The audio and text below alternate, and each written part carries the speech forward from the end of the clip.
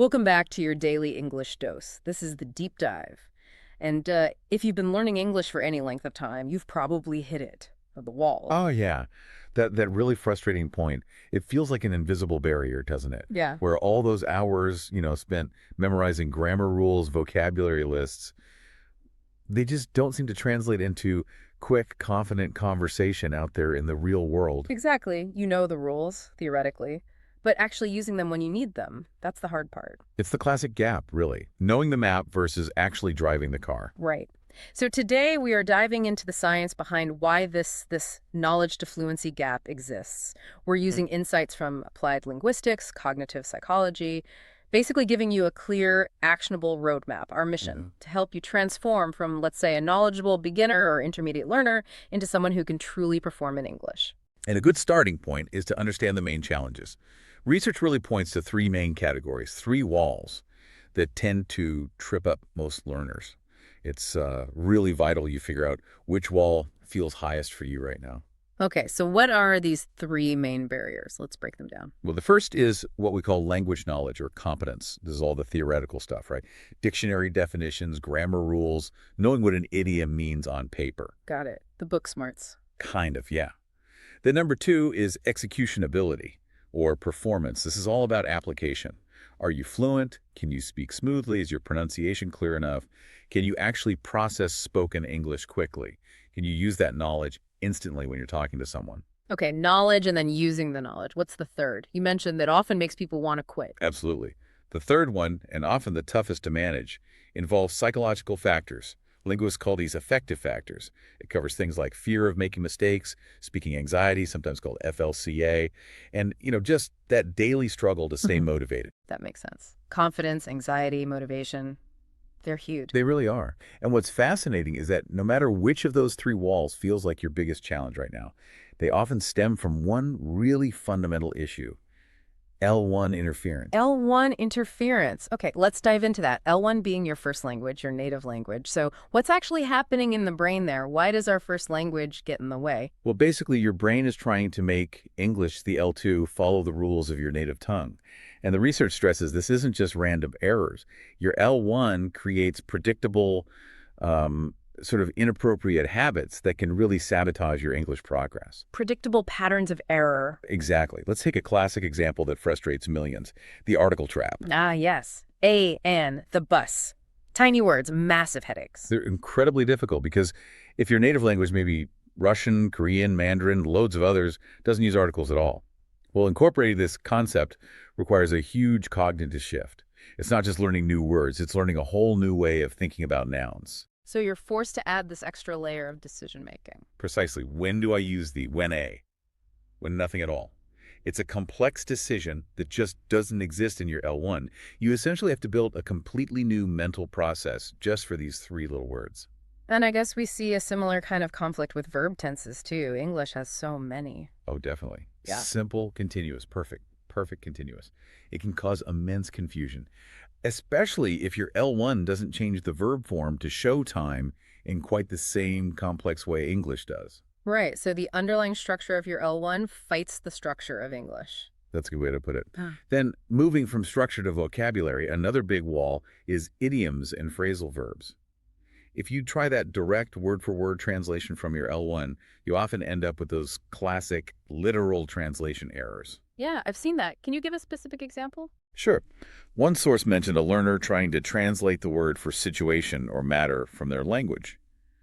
Because of maybe similar roots, it translates directly into the English word case. But case in English often implies a legal matter or a specific incident, right? Not just a general circumstance. The single word translation fails. Ah, so you need the whole phrase, the context. Exactly. You have to learn the chunk, the whole phrase, to get the natural usage right. Okay, so we've got tricky rules, tricky vocabulary. Now let's talk about sounds. Why is listening comprehension often so much harder than reading? You hear learners say, I understand the transcript, but I can't understand the speaker. Yeah, that's the sound of L1 phonetic interference colliding head-on with something called connected speech. Let's start with individual sounds first. A classic struggle for many learners involves the sounds as in think and as this. The dreaded the. Absolutely. If your native language doesn't have these specific sounds, just getting your tongue and breath in the right position can feel, well, honestly, almost physically awkward, like torture, as one source put it. Your brain naturally wants to swap it for an easier sound from your L1, maybe like S or Z or T or D. Makes sense. Your mouth isn't used to making that shape. And then, the reason listening is harder than reading often comes down to connected speech, or liaison. Okay, explain liaison. How does that work? Well, this is where that performance gap gets really wide. Native speakers don't pronounce each word perfectly separated, like beads on a string. We naturally link sounds together, sometimes shorten them, even omit sounds between words. It creates rhythm and flow. Can you give an example of that linking? Sure. Think about the phrase, "they are over there." When you read it, you see four distinct words. But when you hear a native speaker say it quickly, it often blends. It might sound more like "they're over there," almost like one longer, smoother word. Ah, okay. So the sounds change depending on the words around them. Exactly. To achieve fluency, you have to train your ear to hear these connections and train your mouth to produce them.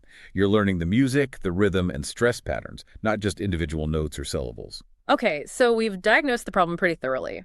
L1 habits, messing with English structures, sounds, rhythm, a real performance gap. Now for the important part, the solutions. Let's move into those science-backed training strategies. Strategy 1, shadowing. You called it a fluency catalyst. Yes, shadowing is key.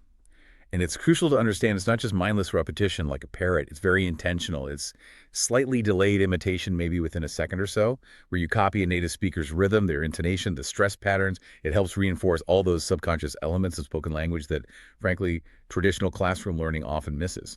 Right, so what's the scientific edge here? How does this actually improve things more than just, say, reading aloud on your own? It's really about training your mouth muscles and wiring your ear and your voice together more effectively. Shadowing strengthens the neurological pathways between auditory perception, what you hear, and articulatory execution, how your vocal apparatus moves. You are literally, physically teaching your jaw, your tongue, your lips the English way to move, building that muscle memory for sounds and those tricky word connections. I like that, thinking of it as physical training for your mouth. Okay, let's make this really practical. What's the process? You mentioned 4 steps for effective shadowing. Right. Step 1, content selection. You need short, clear audio. Maximum 5 minutes is usually good to start, and this is critical.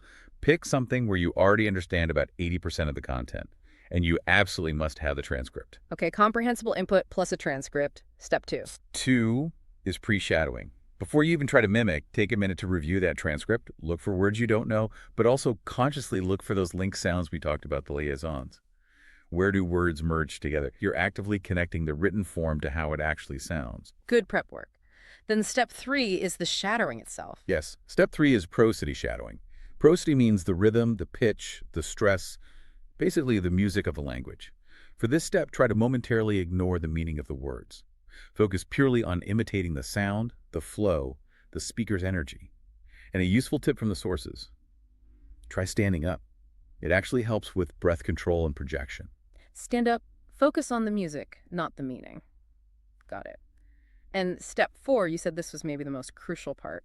Yes, step 4 is using shadowing as a diagnostic tool. This is so important. You're not just aiming for perfect imitation right away. You're using the process to identify the specific sounds, the specific word blends that you couldn't produce accurately, or maybe couldn't even hear properly in the first place. That feedback immediately tells you exactly what you need to focus on in your next study session. It pinpoints your weaknesses. Brilliant. So it's practice and diagnosis combined. Okay, moving from fluency and pronunciation to vocabulary. Our second big strategy combines spaced repetition systems, SRS, with extensive reading. Yeah, this combo is powerful for building a usable vocabulary. So if you're listening and still trying to just cram lists of 50 words the night before a test, maybe stop. Why are SRS tools like Anki or Quizlet so much better? Because the science is really clear on this. Spaced repetition is vastly more effective for long-term memory retention compared to short-term cramming. An SRS algorithm schedules reviews for you at the precise moment you're statistically likely to forget something. It makes your study time incredibly efficient. You review less often, but remember more. Okay, SRS for efficiency. Yeah. But you also mentioned extensive reading, specifically the 98% rule. What's that about? Efficiency isn't enough, right? Exactly. Efficiency needs volume, massive exposure. Extensive reading following the 98% rule means you should choose reading materials. Things like graded readers are great for this, where you already know about 98% of the words. This sounds counterintuitive to some, like, isn't that too easy? But the goal here is smooth, enjoyable, high-volume reading. Why is that high volume, that ease of reading so critical? Because you need literally millions of tokens instances of words of exposure to truly acquire high-frequency vocabulary so that you can use it automatically without thinking. Reading stuff that's easy for you prevents frustration, keeps you motivated, and guarantees you're absorbing words naturally within their context just through sheer repetition. That's key for fluency. It helps you see how words actually work together. That's precisely. And that leads to the actionable tip here. When you add items to your SRS flashcards, don't just add single words in isolation. Add the phrases or chunks, the collocations that you found them in while reading. Learning make a decision instead of just decision teaches you natural usage patterns and drastically boosts your ability to actually produce correct sentences later. Okay, that makes a lot of sense. Learn words in context, in chunks. So we've covered knowledge barriers like L1 interference and execution solutions like shadowing and SRS with reading. Now let's tackle that third wall, often the biggest blocker, the confidence code. We need to talk about foreign language communication anxiety, FLCA. Ah, yes, FLCA. It really is the confidence killer for so many learners. I remember hearing someone describe that fear as feeling like your tongue is made of lead. It seems rooted in that fear of negative judgment, right? Or just the sheer embarrassment of stumbling over words in front of another person. This anxiety can totally freeze up someone who might actually be quite competent on paper. Absolutely. It prevents them from getting the very practice they need. And that fear, that removal of social risk, is where modern tech offers a pretty amazing advantage. Specifically, the rise of AI chatbots, large language models like ChatGPT, they provide a fantastic platform for low-stakes practice. Low stakes. Explain what you mean by that. Think about it. The AI doesn't judge you. It doesn't get impatient if you're slow. It doesn't raise an eyebrow if you make a mistake. It's available 24/7. For learners who are genuinely terrified of speaking, terrified of being corrected by a human teacher or a native speaker, the AI is a kind of psychological safe zone. It lets you build up your confidence, get words out, increase your output volume, all without that crippling fear of judgment. That's a huge benefit. It removes the social pressure. Completely. Mm-hmm. And you can tailor the interaction. You can ask the AI to role-play specific scenarios, a job interview, ordering food, making small talk at a party. Plus, it can give you immediate feedback on your grammar, suggest more natural ways to phrase things. It acts as really useful scaffolding. Scaffolding, like building support. Exactly. It supports you, helps you build your base competence, and, crucially, your confidence in a safe environment before you need to jump into those higher stakes interactions with real people. Great point. Okay. AI as a practice partner. Now let's zoom out a bit and talk about habits. Language learning isn't really something you can binge, is it? It's more of a marathon. Definitely not a sprint. The research and experience of successful learners consistently show that short daily practice, even just 10 or 15 minutes, is far more effective than trying to cram for 5 hours once a week. Consistency is what really drives the neural changes needed for fluency. You just have to show up, ideally every day, even if it's just for a little bit. And to make that consistency actually stick, you need clear goals, not just vague wishes. This is where the SMART framework comes in handy for goal setting, turning "I want to be fluent" into concrete actions. Right, so SMART goals. S is for specific. Instead of be fluent, try something like, I will be able to discuss my hobbies for 5 minutes without major pauses. M is for measurable. How will you track progress? I will learn 70 new SRS phrases this week, or I will complete 3 shadowing sessions. A is for achievable. Is it realistic for your current level and time? R is for relevant. Does it align with your overall learning aims? And T is for time-bound. Give yourself a deadline. I will complete 15 AI role plays focusing on small talk within the next month. Specific, measurable, achievable, relevant, time-bound. SMART. Good framework. And there's one more habit trick. Habit stacking. How does that work? Habit stacking is genius for building consistency without relying purely on willpower. The idea is simple. You link your new desired behavior, your English practice, to an existing habit that you already do automatically every day. So, for example, when I pour my morning coffee existing habit, I will review 10 Anki cards, new habit. Or maybe after I brush my teeth at night, existing habit, I will do 5 minutes of shadowing, new habit. Exactly. You piggyback the new habit onto an established routine. It makes the practice feel much more automatic over time. Great practical tips. Before we wrap up, is there a final mindset shift that's really crucial? I think the most important one, honestly, is reframing how you think about mistakes. Yeah. You have to internalize that making a mistake is not failing. It is simply intrinsically part of the learning process. It's data. Absolutely. It's so easy to tie your self-worth to how well you speak a foreign language. But you have to separate your current language ability from your value as a person. Nobody expects perfection. If you can manage to ask for help, simple things like, how do you say? Or, sorry, what does that mean? You're already succeeding. You're keeping the conversation going, gathering information. And designing that environment where you feel safe enough to try speaking, whether it's with an AI first or finding a patient language exchange partner, that is the crucial step. It helps you overcome the anxiety and build the confidence you need to actually use the knowledge you have. Okay, this has been a really packed but hopefully super useful deep dive into breaking through those English learning walls. Let's quickly recap the key takeaways for you. First, diagnose your specific wall.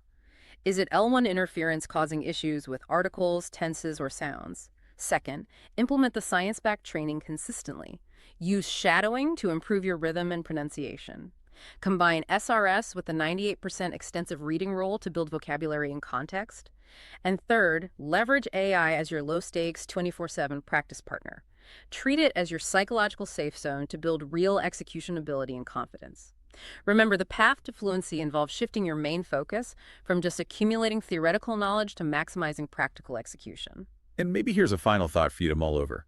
Knowing that daily, short, consistent practice is really the secret sauce. How can you proactively design your environment, like starting today your phone's lock screen, your commute, your coffee break, to make it almost impossible for you to avoid those small, essential steps of daily practice? Think about that. How can you engineer your day to guarantee progress? That's a fantastic challenge to leave everyone with. Thank you for those insights, and thank you for joining us for this deep dive. That's all the time we have for this edition of your Daily English Dose. We'll be back soon with more science-backed tips and strategies to really power up your English learning journey. See you next time.